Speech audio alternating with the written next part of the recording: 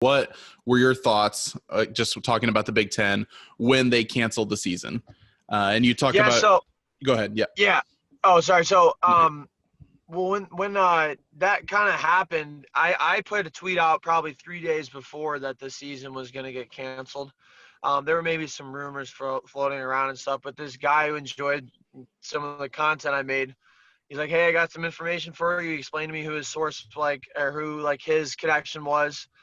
So I didn't really have a direct source through all this, but I was like the next best thing. And I was like, yeah, sure.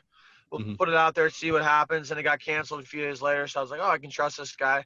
And he came to me with some information about how the Big Ten, is trying to have a season. And if not, Ohio State, Michigan, Nebraska, Iowa, we're threatening to bolt to go to the Big 12 or the ACC. So put that out. And then what's crazy about it is, a lot of people are calling me a liar, like a predator on like people that are depressed in college football, and I'm just doing it for followers and stuff. And that stuff's kind of bothered me over the past week or so. Because I mean, everything I've said has been factually true. The only thing I messed up on was saying that the Big Ten was coming back 100%. I mean, it was supposed to.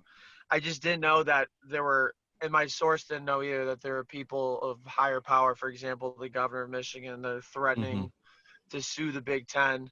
And like, I had no idea that was going to happen, but it was, everything was supposed to go like good as planned, 100%. And it just didn't. So I feel bad from that sense, but everything else I've put out, I mean, things are slowly leaking out right now. I firmly stand by it.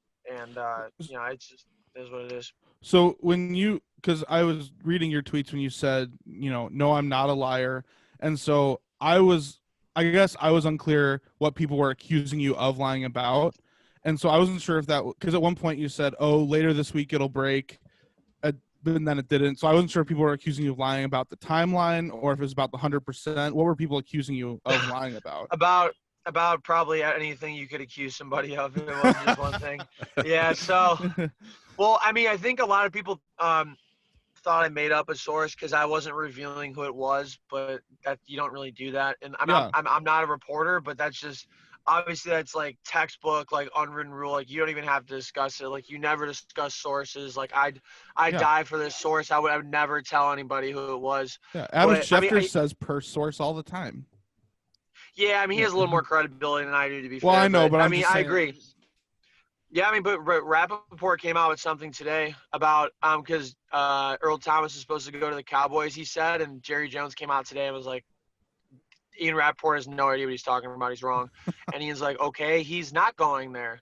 So everyone's like, a couple people were like, oh, Sir Yacht did this. I was like, okay, Adam Schefter and Ian Rappaport are a little more credible than me. But yeah, I mean, people are accusing me of like up a source and like, oh, well, you said the Big Ten was going to happen and now it's not. You're a liar. I'm like, no, I'm not a liar. Should I have said 100% no? Because it's not until it's actually finalized. Especially with something as serious as this, like during a pandemic, you really need to make sure. So, I mean, I got excited with a bunch of information. My source said 100%. And, everything is supposed to be good. All the athletic directors were unanimous in this. But unfortunately, there are higher powers that I didn't know about that could make things happen or not happen. But, yeah, I mean, it's nuts because, I mean, like I said, a lot of the things I reported have been true. Like there was no vote. The athletic directors were left out of the dark. Kevin Warren basically made this decision by himself at a roundtable discussion, and he's doing everything in his power to not have Big Ten football. So it's honestly disgusting. And what pisses me off the most, and the people bring this up a lot, is if it really was about player safety, then why the hell is his son playing in Mississippi State still? Thank you. Why? Yeah. We brought that up. It's not about player safety. It's not about player safety.